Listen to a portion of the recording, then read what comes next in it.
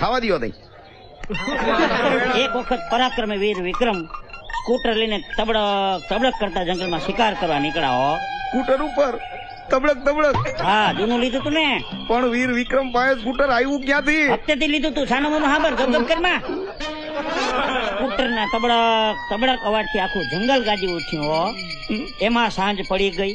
શિકાર ક્યાંય મળ્યો નહીં. જંગલની વચ્ચે ઢોલિયો ઢાળીને પછી લાંબા થયા.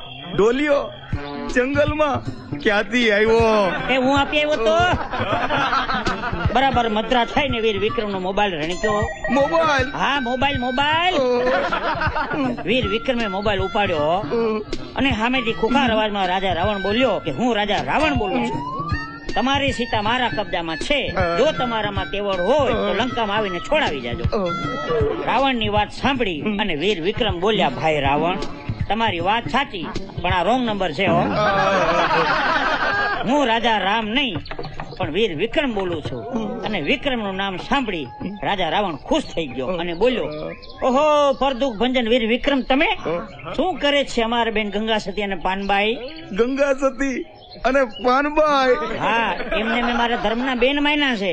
વિશ્વાસ ના આવતો હોય ને તો ફોન કરીને પૂછે લે મહારાણા પ્રતાપ ને.